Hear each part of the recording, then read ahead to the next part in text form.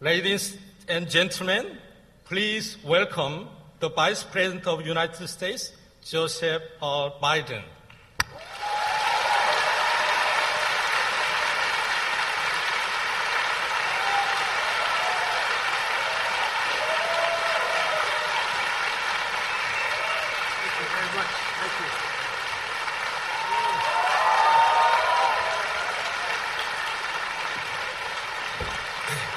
Thank you very much, Mr. President, for that generous introduction, and what a great honor it is to be here at such a fine university. And I was telling the President and the Provost, as I met them in the back when I walked in, that as a tradition in American universities, and I'm sure it's the same here, is students only have to wait 10 minutes for an associate professor. They can leave class after that and not be marked absent. And 20 minutes for a full professor. The only full professor in my family is my wife, Dr. Biden, who's a university professor. So I can't tell you how much I'm going to brag at home about the fact that this many students waited more than 20 minutes to hear me speak. I thank you very, very much, and I apologize. I apologize for being late. In the States, when I'm late, I always turn and say, it's the President's fault. Well, I can actually say, it's my fault for spending so much time with your President, and that's the reason I ran over. So I do apologize. Thank you for waiting. Before I begin, I'd like to take a moment to remember a man who I had the great privilege of knowing, spending some time with over the years, who changed the world and the way we see it. Nelson Mandela. Nelson Mandela said, "A good head and a good heart are always a formidable combination." A good head and a good heart are a formidable combination. In Mandela's case, he lifted a nation to freedom. He had wisdom, compassion, and courage. And maybe the hardest thing to possess, forgiveness. I remember when I met him first, he came to my office. I tried to visit him when he was imprisoned. I went to South Africa with a group of members of Congress to make a point that we wanted to visit him. We were stopped, as you might not be surprised. When he was released, he came to my office to see me. I was what we call the chairman of the Foreign Relations Committee. It was a great honor. And during our conversation, I said to him, Mr. President, I don't understand why you don't feel more resentful and hateful for being kept in solitary confinement the most productive years in your life. And let me tell you what he said to me. He said, "Senator, I became good friends with my jailers. They were just doing their job. When I left, Senator, they all lined up to shake my hand and wish me well. They're my friends. A much better man than me. A much better man than almost any man or woman I've met in my whole career. He inspired us. He challenged us to do better. He was a good man. And he met, if you excuse, as we say in the United States Senate, a point of personal privilege.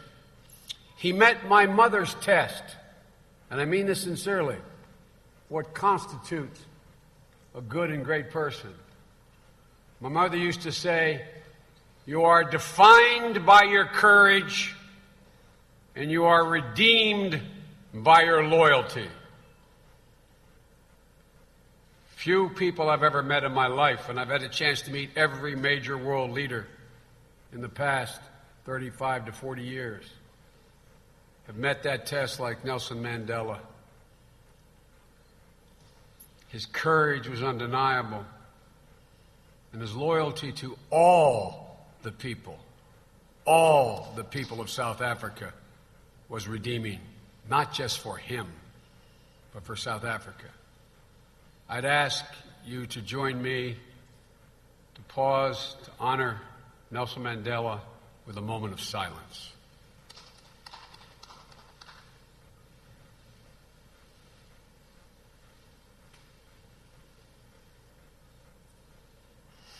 Ladies and gentlemen, we need women and men like Nelson Mandela in this moment of great change that's taking place in the world.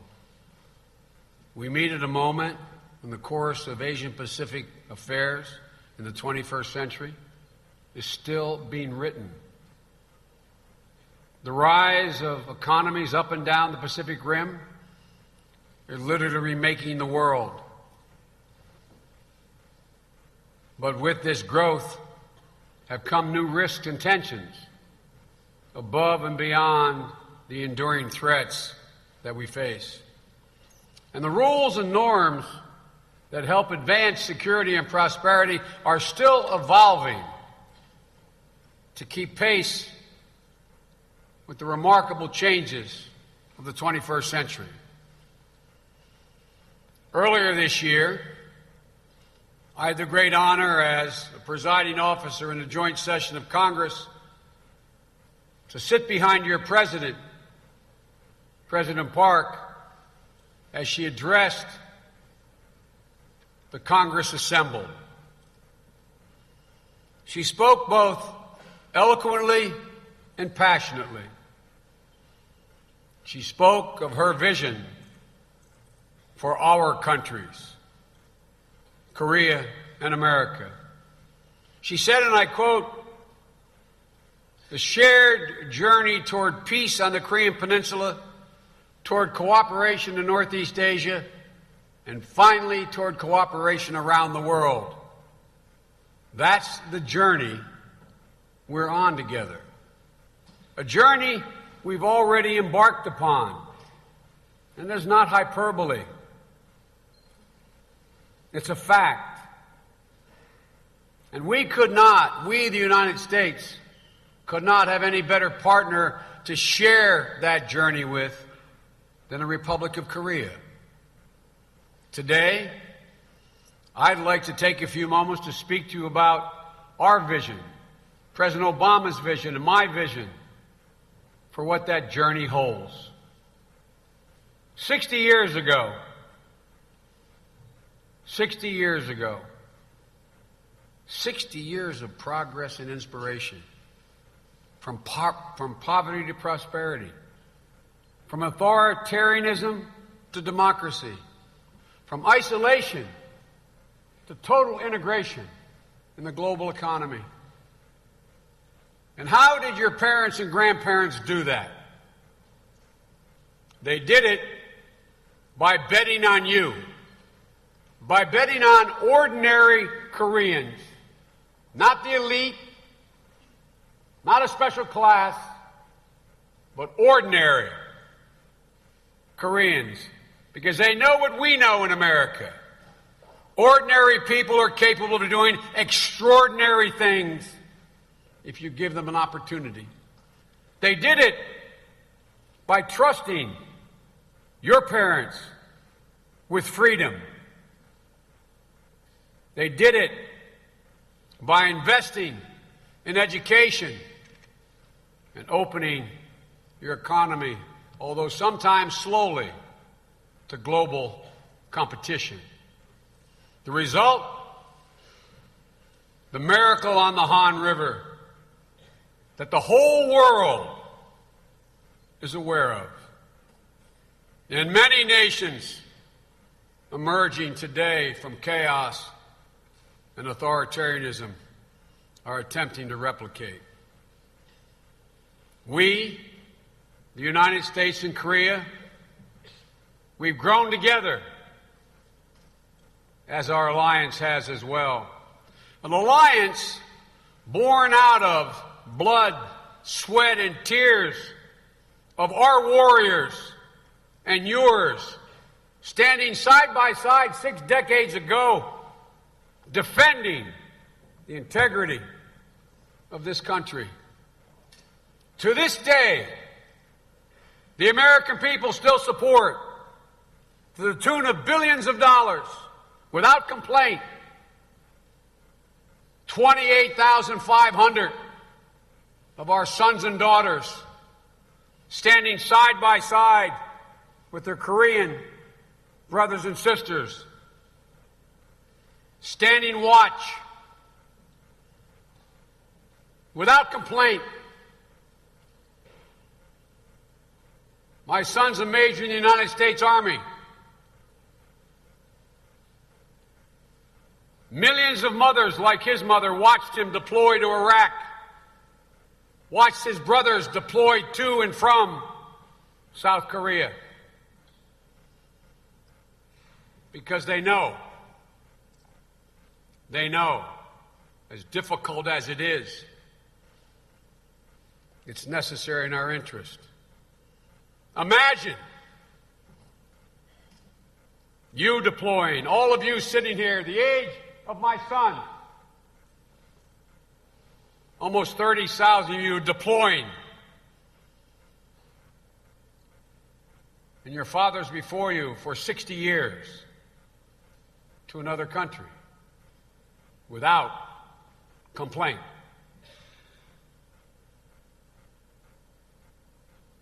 So you might not be surprised. I find I'm somewhat incredulous when people question our staying power, question whether America means what it says and does what it says. It's because of our shared commitment to democracy both at home and abroad, our shared passion to educate our children, allowing them to be the most competitive in the world, reflecting that fact is this great university. As well as there are more Korean students studying in my country than the students from Canada and Mexico combined.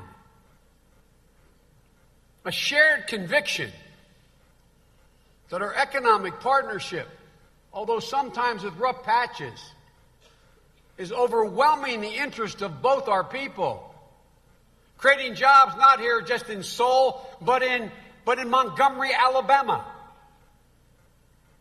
And our common sense of pride, a justified pride in our people, our parents and our grandparents, and the sacrifices they made. President Obama and I,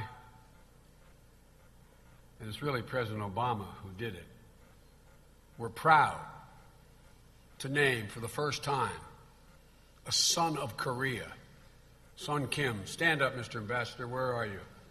To be ambassador to the Korea Republic.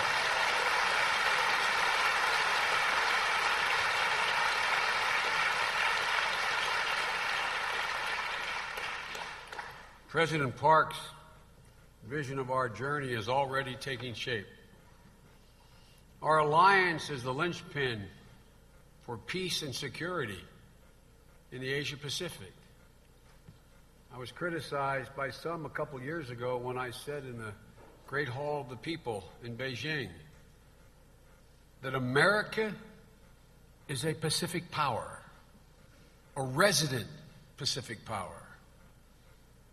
And we are going nowhere. Nowhere.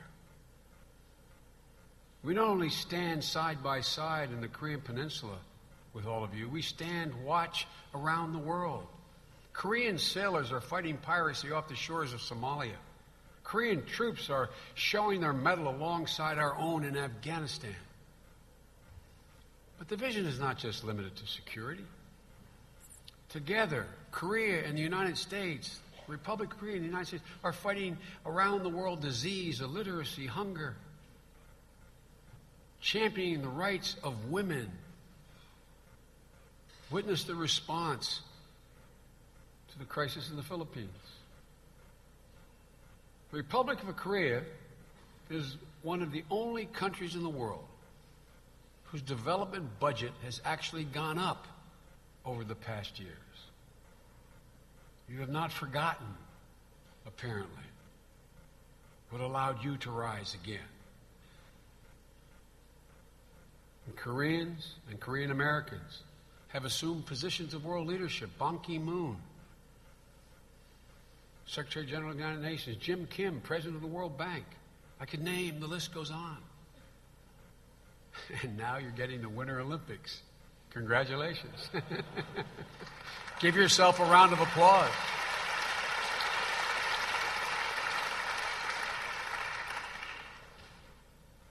October is the 60th anniversary. Think of it. The last 60 years has been remarkable. Now, for you students saying, my God, 60 years, that's 4 lifetimes. But it's been remarkable. But as much progress as we've made in the last 60 years, we can make even greater progress together in the next 60 years. If we're wise, trust one another, and are willing to make some sacrifices, shaping a peaceful and prosperous Pacific region. This is one of those inflection points in history. We actually have a chance to bend history just slightly. That's why our administration adopted a policy of what we call rebalancing to the region. Rebalancing economically, diplomatically, and yes, militarily. Devoting the attention and resources required to allow us to continue to lead together in the Pacific century.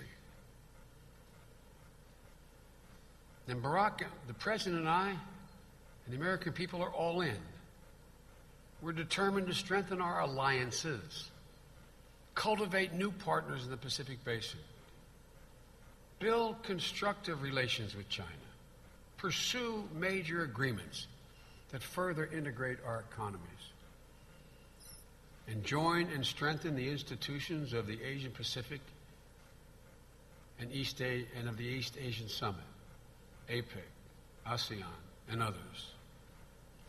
President Obama is absolutely committed to rebalance. And to make the point again, no one should underestimate or question our staying power. Just look at the last 60 years in Korea. Ask the people of Japan. Mutual Defense Treaty since 1960, it's still growing strong. Ask the people of the Philippines. American helicopters, small ships, medical services, road clearing, all responding on the backs of U.S. Marines when one of the most fierce tropical storms in history devastated their country. We were there, and so was Korea. And as I speak, my son has just boarded, my grown son has just boarded a plane, an aircraft. He's heading to the Philippines. His name is Hunter Biden. He's chairman of the World Food Program, USA. And he's going there, out in the field, like so many of you did. I'm so incredibly proud of him. And the tens of thousands of young people around the world who either went or wanted to. Or ask the people of Burma, when their leaders bravely chose to change their country's path, they looked to America. And Secretary Clinton was there, and President Obama was there. Not only to extend a hand, but to help and commit, helping the people of Burma find a better future. Our commitment to rebalance starts with growing our economies, the lifeblood of this region.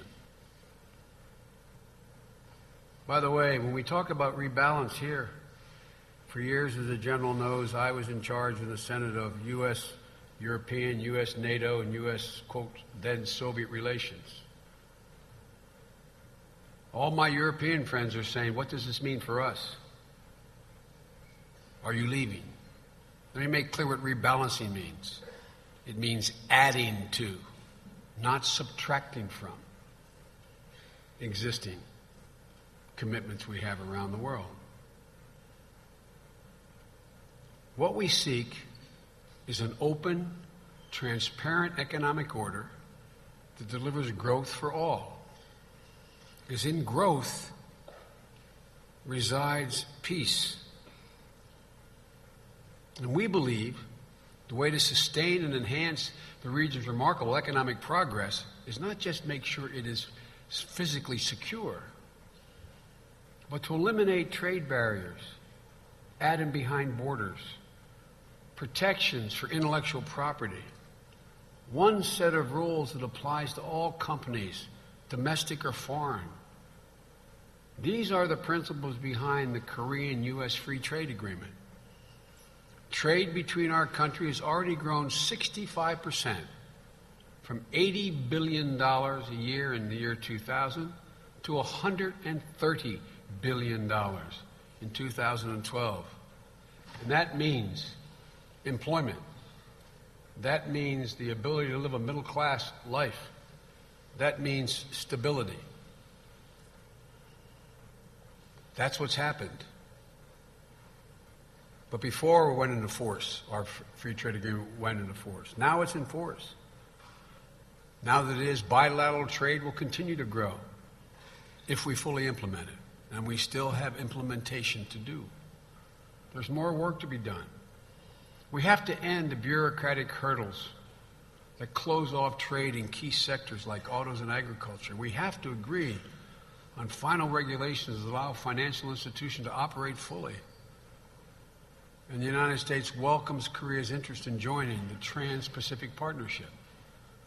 The negotiating taking place now literally encompasses 40% of the world's GDP. That's without Korea. With Korea added, it'll be impossible for the rest of the world to resist moving toward sane 21st century rules of the road. The 21st century demands new standards for trade and commerce. Think about it. We talk about 60 years. At the end of World War II, before the Korean War, our grandfathers and grandmothers, they set in motion an entire new set of rules for economic intercourse and progress, from Bretton Woods to all the way up to evolving to the WTO and so on. They didn't do that. We did that. But the world's changed. It bears virtually no resemblance. You know, your parents use the phrase global economies. Your grandparents do. But they don't fully appreciate it like you do.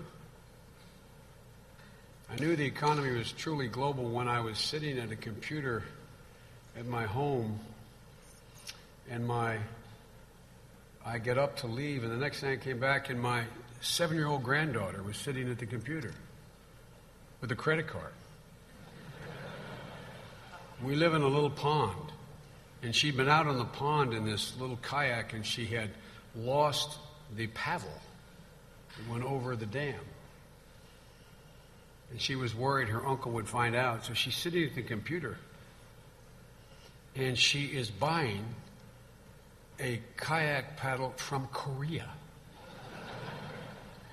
to replace it.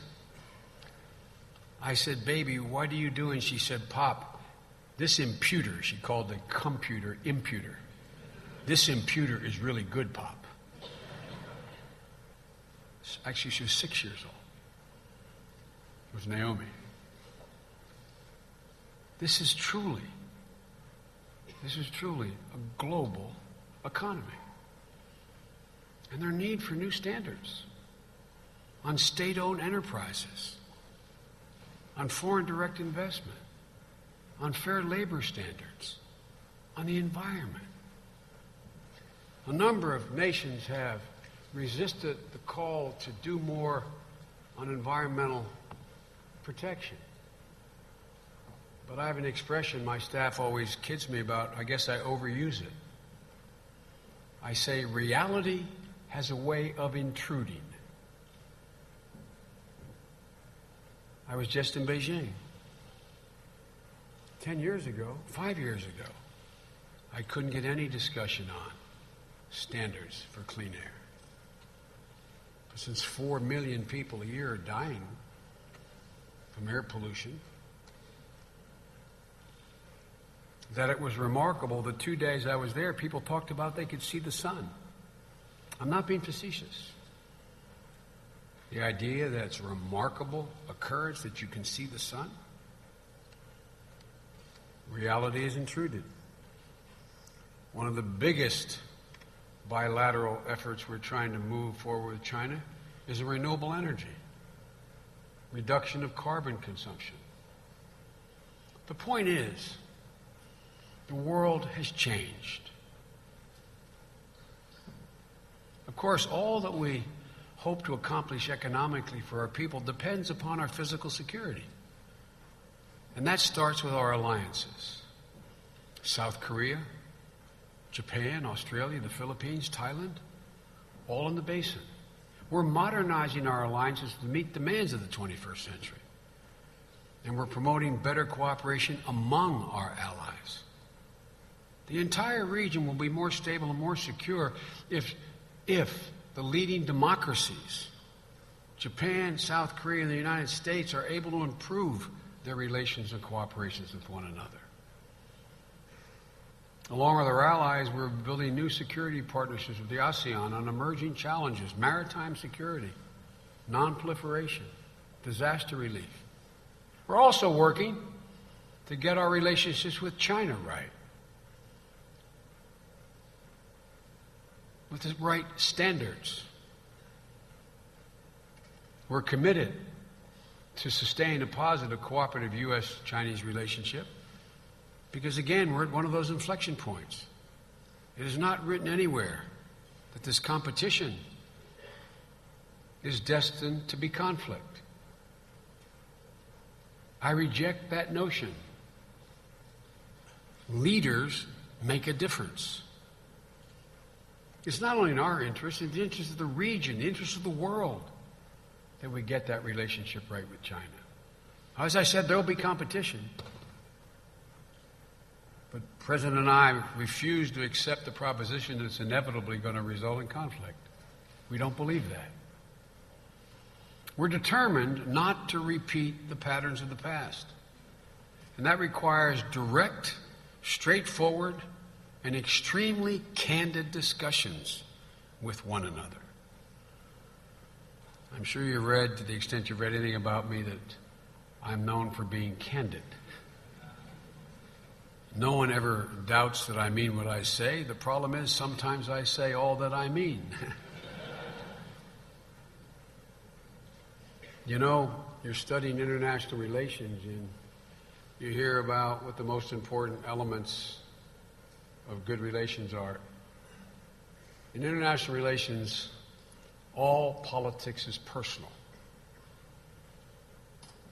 I presume to say to your professors. Because it's all ultimately based on trust. And trust only flows from personal, not friendly, personal, candid relationships with your counterpart. So you don't have to wonder about intentions. That's how my many hours of discussions with Chinese leaders last week were conducted. They were very direct. I was very direct about my country's position on China's sudden announcement of an air defense identification zone. This announcement, to state the obvious, has created considerable apprehension across the region. But I was absolutely clear on behalf of my president. We do not recognize the zone. It will have no effect on American operations. Just ask my general. None. Zero. I've also made it clear that we expect China not to take action that increases tensions at the risk of escalation. I was crystal clear about our commitment to our allies, Korea and Japan. More broadly, I've made clear that there are practical steps countries can take and should take to lower the temperature, to reduce the risk of conflict, including avoiding actions that seem provocative, establishing lines of communication between militaries to manage incidents and prevent escalation. My dad used to have an expression. He'd say, Joe, the only conflict worse than one that is intended is one that is unintended. The possibility of miscalculation, mistake, is real and could have profound consequences for your generation. I discussed this today with President Park, and we agreed on the need for continued close coordination among Seoul, Tokyo, and Washington. Countries across this region, whether the issue is the East China Sea or the South China Sea, have to develop a common understanding of what constitutes acceptable behavior. No intimidation, no coercion, and a commitment backed by actions to reduce the risk of mistake and miscalculation. There is one overreaching issue, though, that not only unites Korea and the United States of America, but unites the entire international community. And that is the clear and present danger posed by North Korea's nuclear and missile programs. But no one knows this better than the citizens of the Republic of Korea. Let there be no doubt. The United States of America is committed to do what it takes to defend our allies and ourselves against North Korean aggression, period. The United States and the world have to make it absolutely clear to Kim Jong-un that the international community will not accept or tolerate a nuclear-armed North Korea. That is the consensus that unites us, whether in Tokyo, Beijing, or in Seoul. Each head of state with whom I've met reaffirmed their determination to see the denuclearization of North Korea. And North Korea needs to understand that it cannot return to the old pattern of seeking rewards for bad behavior. We are prepared to go back to six-party talks when North Korea demonstrates its full commitment to complete, verifiable, irreversible denuclearization. The simple fact is this: North Korea can never achieve security and prosperity so long as it pursues nuclear weapons, period. But this is about more than weapons. We will never forget that Koreans, North and South, are one people, equally deserving to be treated with dignity. And we will never accept the notion of the permanent division of the Korean Peninsula. And you can clap on that.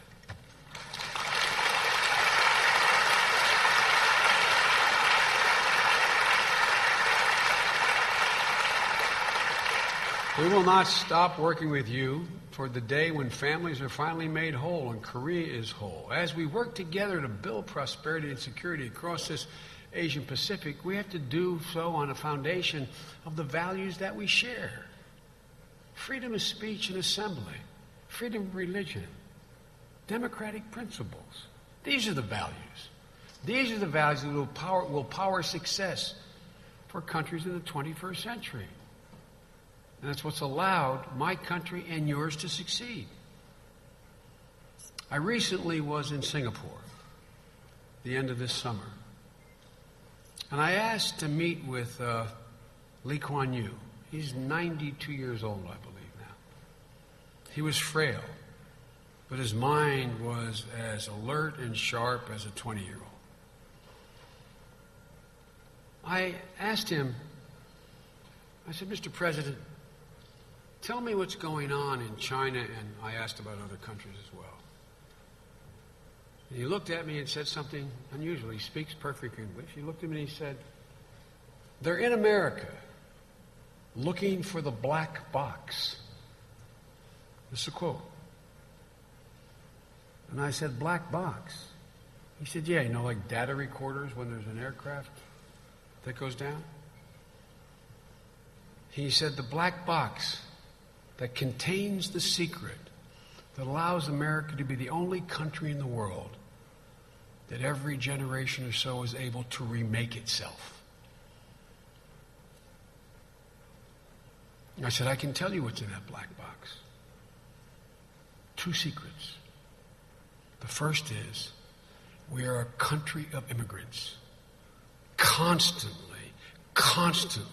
revitalized by not minor infusion, significant infusion of different cultures, religions, ethnicities from around the world.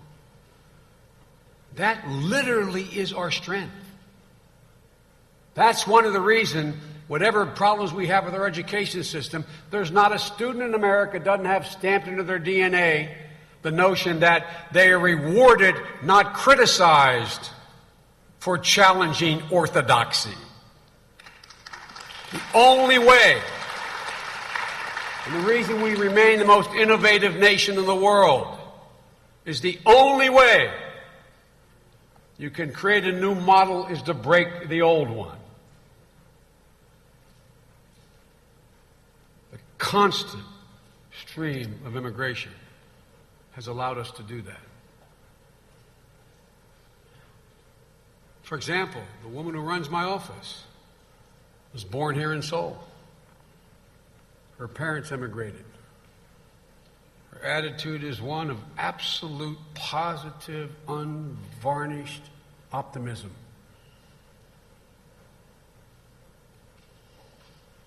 Oh, sometimes we retreat, like is going on now, but on balance from 1789 on, there have been those who want to pull the ladder up and say no more, but those who say come always prevail. And the second thing that's in that box is what I already mentioned.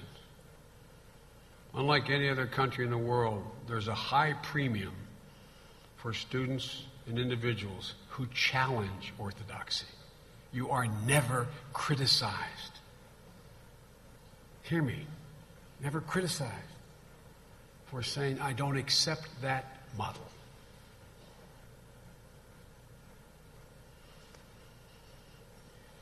The United States is back. We have rebounded, like you have and others, from the worldwide recession. And we are ready and we are anxious to compete. We've created 7.8 million new jobs in 44 months. We've reduced our operating deficit by half. We're on the road to energy independence. By the year 2022, North America will be energy independent, and by the early 2030s, the United States will be totally, completely energy independent. We're the world's largest producer of petroleum and natural gas on the earth, including Saudi Arabia and Russia. These are some of the many reasons why we're optimistic. Most of the reason we're optimistic is because of our people. They're like you.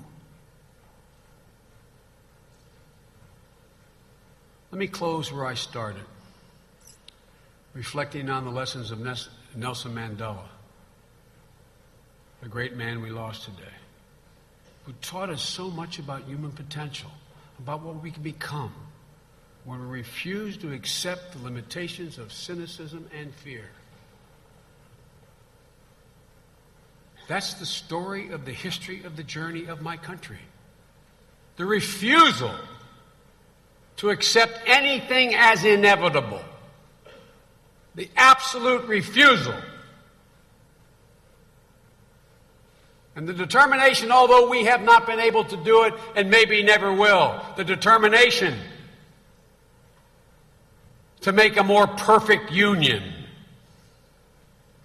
a more peaceful and prosperous world.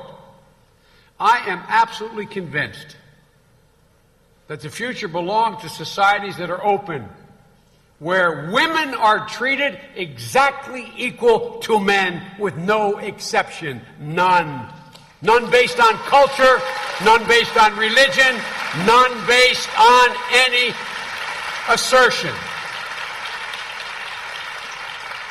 My grandson, my granddaughters are capable of doing every single solitary thing without a single exception that my grandson can do.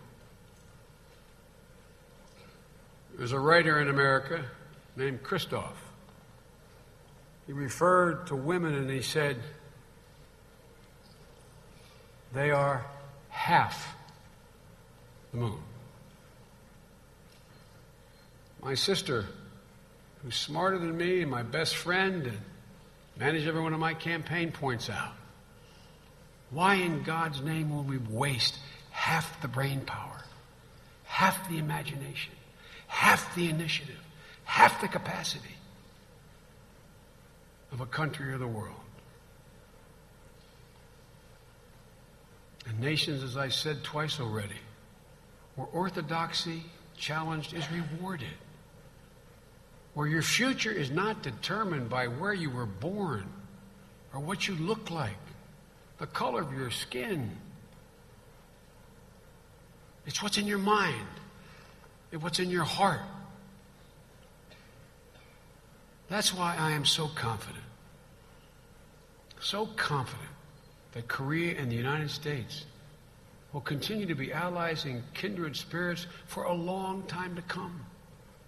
It's not merely our economic, our political, and our strategic necessity for one another. It is ultimately based on shared common values. And so I think your future is bright. I'm always quoting Irish poets, as the American press is tired of hearing.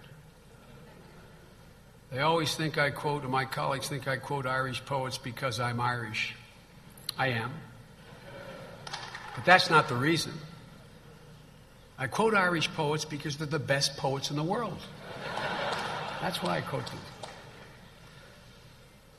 My favorite poet who just passed away, Seamus Heaney, wrote in a poem called The Cure at Troy about his Ireland, metaphorically. But there's a stanza in that poem that I think should become the anthem of all of you, not just you young people. If you notice, if you ever follow the American press, I'm always referred to as the White House optimist. Like as my grandpa would say, like I'm the guy that fell off the turnip truck yesterday. I've been there longer than all of them. But I'm more optimistic than I was when I was elected as a 29-year-old senator a month before I was constitutionally eligible to take office under our Constitution. Because I know the history of the journey of my country. But Haney said it best in this poem. He says, history says, don't hope on this side of the grave. But then, once in a lifetime, that longed-for tidal wave of justice rises up, and hope and history rhyme. You have a chance.